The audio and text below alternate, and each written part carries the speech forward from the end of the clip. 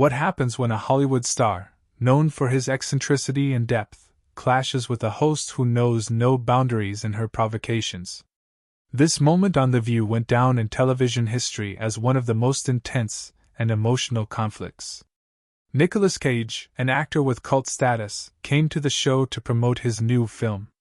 But no one, not the audience, not the producers, not even Cage himself, was prepared for what happened next.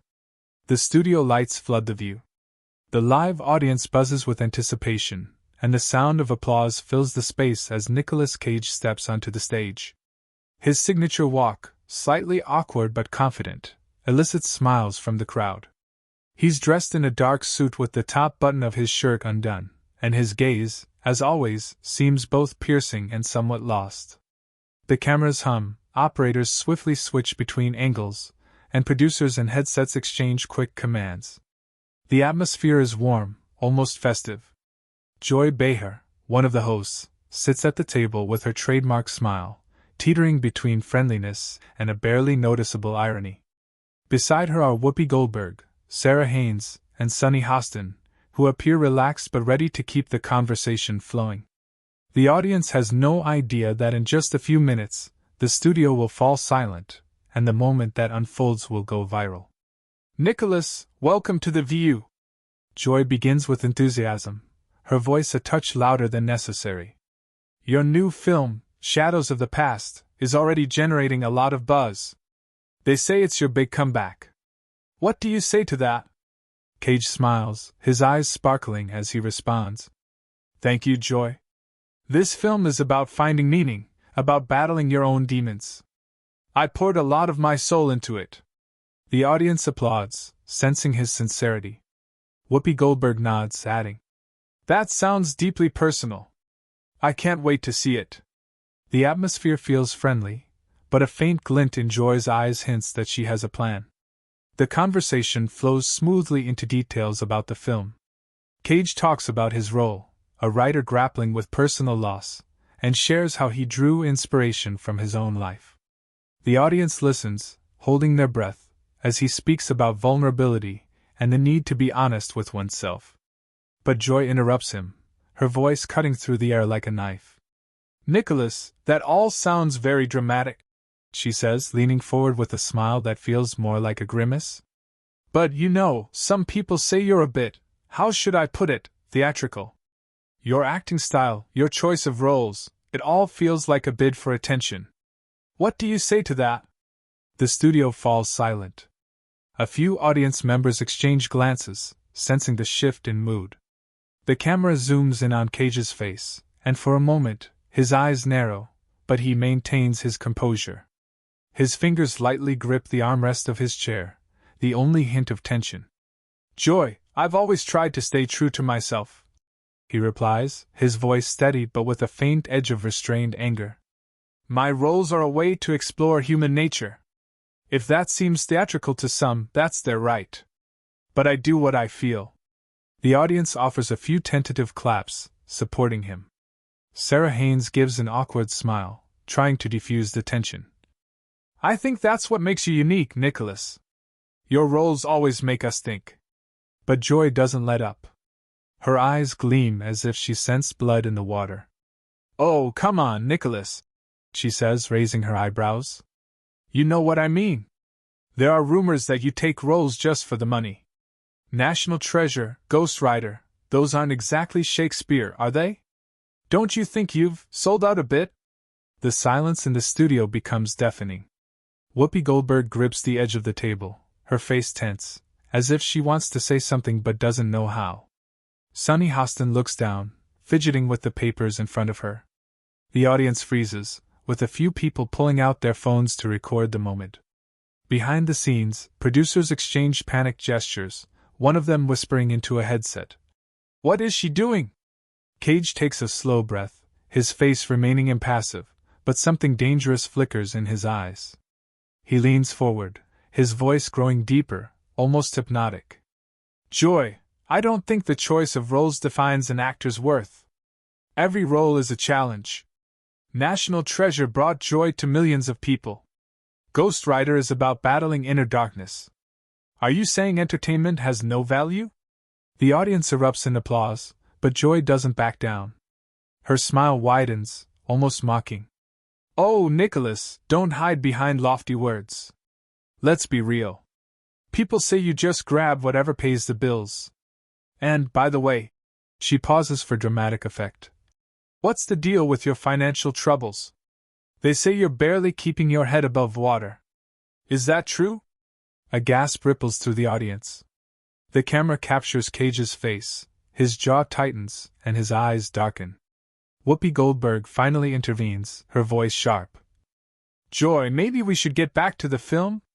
Nicholas is here to talk about shadows of the past. But Joy ignores her, her gaze locked on Cage. She leans in closer, her voice dropping to a whisper that carries through the microphone. I just want us to be real, Nicholas. People want the truth. You play these heroes on screen, but do you have that strength in real life? Cage slowly rises from his chair. His movements are deliberate, but every gesture radiates tension. The studio freezes, operators unsure where to point the cameras, and producers behind the scenes begin to panic. One of them whispers, "This is a disaster." The audience waits, breathless, as several people hold up their phones, ready to capture what happens next. Cage looks directly at Joy, his voice low but piercing. Joy, you want the truth? The truth is, I'm standing here, in front of you, in front of all these people, talking about the art I love. And you? You're using this table, this microphone, to dig into someone's life for ratings. Who's the real one here? The audience erupts in applause, but the tension in the studio only grows. Joy opens her mouth to respond, but Cage raises his hand, stopping her. His eyes burn, and in that moment, he seems not just an actor but a hero from one of his films. To be continued in the next part. What will happen next? Will Cage maintain his dignity, or will Joy push even further with her provocations? Share your thoughts in the comments. The View studio is frozen. Nicolas Cage stands, his hand still raised, silencing Joy Behar, who, for a moment, seems at a loss for words. His words, "Who's the real one here?" hang in the air like thunder before a storm. The audience, which erupted in applause moments ago, now sits in tense silence, waiting for what comes next. The cameras hum, operators nervously switch angles, and producers behind the scenes exchange panicked looks. One of them whispers into a headset, "This is going out live, we can't stop it." Joy, however, quickly recovers. Her smile returns, but it's forced, almost predatory. She leans back in her chair, crossing her arms, and her voice takes on a sarcastic tone. "Oh, Nicholas, no need to be so dramatic," she says, raising her eyebrows. "We're just talking here. But if you want to talk about being real, let's talk about you. You're famous for your, let's say, eccentricity. Buying castles, dinosaurs, skulls, is that your way of showing how deep you are? Or is it just another role you're playing for the public?" A gasp ripples through the studio. Whoopi Goldberg turns sharply to Joy, her eyes narrowing. "Joy, that's enough," she says quietly but firmly, trying to halt the escalation. But Joy ignores her, her gaze fixed on Cage, as if she's waiting for him to break. Cage doesn't move. His face is a mask of calm, but his fingers tremble slightly as he lowers his hand. He takes a slow breath, as if gathering all his energy, and when he finally speaks, his voice is low, almost menacing. "Joy, you think you can sit here and dissect my life like it's just another segment on your show?" His eyes burn, and his words cut like a blade. "You call it eccentricity? I call it passion. I live for art, for stories, for the people who find meaning in them. And you? You dig into other people's lives to get a few minutes of fame." The audience erupts in applause, but this time it's mixed, support for Cage, shock at his sharpness, and even a few cries of outrage. Sarah Haynes gives an awkward smile, trying to intervene. "Nicholas, I think we all appreciate your passion. Maybe we can talk about how you prepared for the role?" But Joy doesn't let the tension dissipate. She leans forward, her voice sharper. "Passion?" she repeats, almost mocking. "Nicholas, let's not kid ourselves. People say your passion is just a way to hide the chaos in your life. Financial troubles, odd spending, rumors of debt. You're not denying that it's affected your career, are you? The silence in the studio becomes unbearable. Sunny Hostin covers her mouth with her hand, and Whoopi Goldberg stands abruptly, her chair scraping against the floor. Joy, this is too much, she says, her voice trembling with anger. We're here to talk about the film, not to dig into someone's life. But Cage raises his hand, stopping Whoopi. His gaze doesn't waver from Joy, and in that moment, he looks not like an actor but like a man who's reached his limit. His voice, when he speaks, is quiet, but every word sears into the consciousness of everyone present. You want to talk about chaos, Joy? He says, his eyes gleaming with restrained emotion. Life is chaos. Every one of us fights our own demons. But I don't hide from them. I get up every morning and keep creating, no matter what. And you? You sit here throwing accusations like it makes you better. But you know what? It just makes you small. The word small lands like a stone in water. The audience freezes, a few people whispering, and someone pulls out a phone to record the moment. The camera captures Joy's face. She pales but quickly masks it with a smile. Small?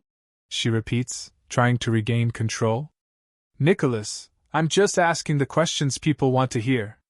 If you can't handle it, maybe you're not ready for the truth? Those words are the final straw. Cage slowly turns to the audience, his gaze scanning the faces in the crowd. He sees their eyes, some filled with empathy, others with shock, and some just waiting for what comes next. He sighs, and in that moment, his figure seems weary but resolute. Cage turns back to Joy, his voice gaining new strength, now laced with not just anger but deep, human vulnerability. Joy, I came here to talk about art, about something that gives people hope, he says, his voice trembling, not from weakness but from strength. But you chose to make this personal. You think you can tear someone's life apart for ratings? You think that makes you strong? No. It makes you weak. Because real strength is standing up for what you believe in, even when the whole world is against you. He pauses, and the studio is so quiet you can hear the hum of the cameras. The audience holds its breath, and the producers behind the scenes look ready to rush the stage. Whoopi Goldberg sits, clenching her fists, her eyes full of empathy for Cage. Sarah Haynes and Sunny Hostin look stunned, as if they can't believe this is happening live. Cage continues, his voice rising. I'm not perfect. I've made mistakes.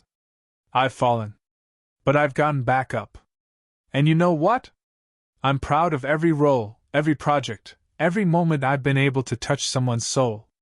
You can laugh at my dinosaurs or castles, but that's my life. And I won't let you or anyone else diminish it. He turns sharply and walks toward the edge of the stage. His steps echo loudly in the silence, the click of his shoes sounding like gunshots. The audience erupts in applause, but this time it's mixed. Some cheer for Cage, others look conflicted. Joy opens her mouth to say something, but her words are drowned out by the noise. She looks shaken, her usual confidence cracking. Cage stops at the edge of the stage, turns to the camera, and speaks directly into the lens. This is for everyone watching. Don't let anyone diminish what you love. Don't let anyone make you feel less than you are. Live with passion. Live with soul. He turns abruptly and walks off stage, leaving the studio in chaos. Security moves toward the stage, producers shout into headsets, and the audience erupts in a mix of applause, shouts, and whispers. The camera catches Joy's face. She tries to smile, but her eyes betray uncertainty. Whoopi Goldberg takes the floor, trying to salvage the situation. All right, we'll be back after the break. Thank you, Nicholas, for being with us. The studio of The View is a whirlwind of chaos as Nicolas Cage disappears behind the curtain, his final words. Live with passion. Live with soul. Echoing in the stunned silence. The audience is divided. Some leap to their feet, applauding fiercely, while others sit frozen, unsure whether to cheer or condemn. Joy Behar, visibly rattled, forces a tight smile, her hands gripping the table. Whoopi Goldberg, shaking her head, signals to cut to commercial, her voice barely masking frustration. "We'll sort this out after the break." Backstage, producers scramble, shouting into headsets as phones light up with notifications. The moment is already going viral, clips flooding social media with hashtags like hashtag Cage vs. Behar and hashtag The View Showdown. Some call Cage a hero for standing his ground, others accuse him of overreacting. Joy's supporters defend her bluntness, while critics slam her for crossing a line. In the days that follow, the confrontation dominates headlines. Blogs dissect Cage's speech, praising his raw honesty about art and resilience. Joy issues a half-hearted apology on the next episode, claiming she meant no harm. But it does little to quell the backlash. Cage, silent on the matter, lets his work speak for itself. Shadows of the Past sees a surge in buzz, with fans rallying around his defense of passion. The incident sparks a broader conversation about respect, the cost of public scrutiny, and the power of standing up for what you believe. Who was right? Did Cage's exit prove his strength, or did Joy expose a truth? Share your thoughts below. Who do you stand with in this unforgettable clash?